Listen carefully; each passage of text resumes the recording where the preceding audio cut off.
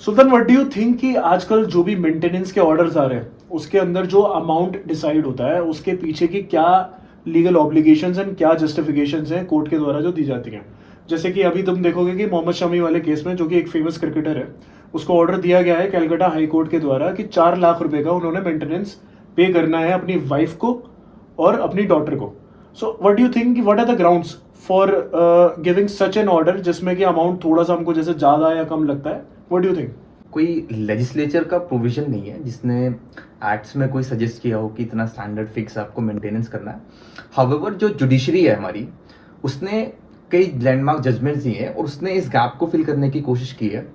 तो supreme courts ने और वेरियस हाई कोर्ट्स ने ये कोशिश की रहती है हमेशा मेंटेनेंस वाले केसेस में कि वो जो पार्टी का जो भी मेंटेनेंस सीख कर रही है, यूजुअली वाइफ्स होती है और चिल्ड्रन होते हैं, कि जो उनका स्टेटस था प्री डाइवोर्स उसको मेंटेन करने की वो कोशिश करते हैं. बट अभी फिलहाल सुप्रीम कोर्ट ने ऐसे जजमेंट्स भी दिए हैं जिसमें सुप्रीम कोर्ट ने कहा है कि वी कैन एक स्टैंडर्ड फिक्स कर सकते हैं, जैसे कि पार्टनर की 25% को हम उसको फिक्स कर दें कि इतना मेंटेनेंस का अमाउंट जो है जस्टिफाइड है, इतना जस्टिफाइड है, इतना रीजनेबल है.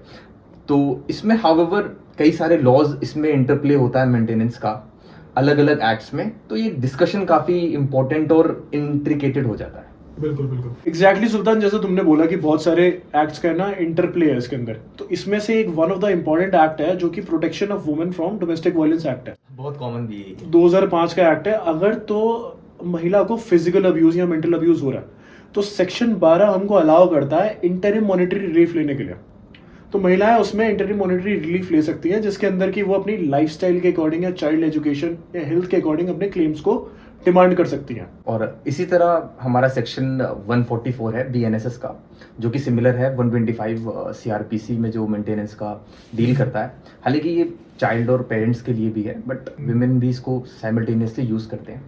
करेक्ट. इसके अंदर चाहे डाइवोर्स है या डाइवोर्स नहीं है, तो दोनों ही इसमें 125 में मेंटेनेंस क्लेम कर सकते हैं. 125 में, और डाइवोर्स ना हो या फिर उसको एस्ट्रेंज्ड स्टेज में हो तो भी इसमें मेंटेनेंस मिल सकता है. और इसमें पनिशमेंट भी फिर होती है, उसको वो चार्ज भी क्रिएट हो सकता है. बहुत सारी रेमेडीज में ओपन हो जाती है. इसके अलावा भी सुल्तान, इफ वी सी कि पर्सनल लॉज क्या बात करते हैं, तो पर्सनल लॉज में तुम देखोगे कि अगर हिंदू मैरिज एक्ट की हम बात करें 1955 की, उसके अंदर सेक्शन 24 है और सेक्शन 25 है जो कि बात करता है इंटरिम मेंटेनेंस की और एक परमानेंट एलिमनी की बात करता है. तो अगर आप as an Hindu wife claim करना चाहते हो इसके अंदर मेंटेनेंस, तो आप कर सकते हो. प्लस इसी तरीके से अगर आप मुस्लिम वाइफ है तो protection of Muslim women after divorce, एक 1986 का एक्ट है जिसके अंदर सेक्शन 3, 4 और 5 बात करता है मेंटेनेंस की for the child as well as for the wife. इसमें सर फिर चीज़ें और भी आ जाती हैं, जैसे हस्बैंड्स का इसमें क्या रोल है, कितना उनको बेनिफिट है, क्या वो क्लेम कर सकते हैं, क्या उनका रिलीफ है. मतलब ऐसा नहीं है कि सिर्फ वुमेन का ही राइट है, इसके अंदर कुछ हस्बैंड्स का भी राइट क्रिएट होता है. हाँ, इन टर्म्स ऑफ मेंटेनेंस. हाँ, जैसे डीवी को हम छोड़ दें, हिंदू मैरिज एक्ट में वाइफ नहीं लिखा है, उसमें पार्टनर है. करेक्ट. तो ऐसा नहीं है कि उसका सिर्फ वाइफ ही मिलेगी, अगर हस्बैंड है तो हस्बैंड को भी मिल सकता है इसमें. फिर उसमें कई सारे रिलीफ्स होते हैं कि अगर उसकी इनकम घट गई है या लॉस हो गया है तो उसको चेंज करा सकता है, रिवाइज करा सकता है, या फिर बिजनेस उसमें इंक्रीज हो गया तो वो करा सकता है. अभी सुप्रीम कोर्ट का एक और उसमें ऑर्डर है 2024 का, रहिता करके कोई केस है, संदेश वर्सेस संदेश.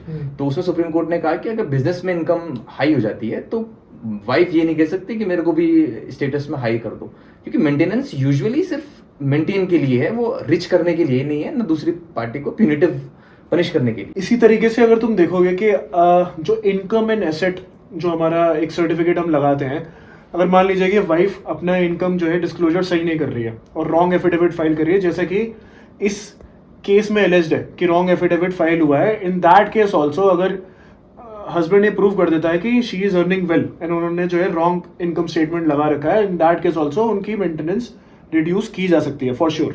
और परजरी भी. तो यही अभी तक सर स्टैंडर्ड है, इसका एज सच कुछ बहुत ज़्यादा फिक्स नहीं हुआ है. शायद हम देखें आने वाले टाइम में कि कुछ एक स्टैंडर्ड फिक्स किया जाए इसमें, क्योंकि और डेवलपमेंट भी हो रही है जहाँ पे वाइफ वर्किंग कर रही है. तो कोर्ट्स ने बोलना शुरू किया है कि वहाँ पर मेंटेनेंस नहीं मिलेगा उनको, या वो कमा सकती हैं या फिर वो कमा रही है. मतलब अगर वर्किंग वुमेन है and she is earning good तो वो अपने आप को मेंटेन कर सकती है, सक्षम है वो अपने आप को मेंटेन करने में, तो मेंटेनेंस का अमाउंट उस वजह से भी रिड्यूस हो जाता हो सकता है, दे भी ना for sure. Most of the cases में कोर्ट देती ही है एज अ राइट, बट हाँ मेंटेनेंस का अमाउंट रिड्यूस हो जाता है Exactly. In that case. So I think कि these are some of the rights which men have and of course women के पास तो बहुत सारे राइट्स हैं. हमारे बिल्कुल.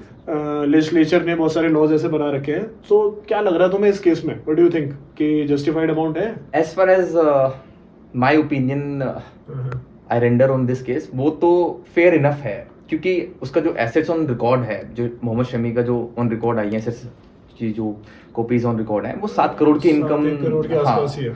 तो उसके अकॉर्डिंग तो 4 लाख ठीक है, क्योंकि चाइल्ड का भी बच्चा है तो स्टैंडर्ड मेंटेन करना है, तो फेयर इनफ है. बट वाइफ तो चाहती है 10 लाख उसको कर दिया जाए, वो भी खुद ना खुश. So there is no end for claiming the amount of maintenance, क्योंकि हर कोई चाहता है कि ज़्यादा से ज़्यादा मिले. But as per our opinion, we think कि this amount is justified, क्योंकि लोअर कोर्ट ने आई थिंक 1.5 लाख के करीब का जो है मेंटेनेंस इसमें बोला था. तो 4 लाख रुपए, जैसे कि 2.5 लाख रुपए इसमें जो है डॉटर को दिए जा रहे हैं, 1.5 लाख रुपए लगभग जो है वाइफ को दिए जा रहे हैं. ठीक है, इट इज जस्टिफाइड अमाउंट. बाकी देखो, लेट्स सी कि फर्दर अपील के अंदर अगर ये लोग जाते हैं कि नहीं जाते. So thank you for now. Thank you.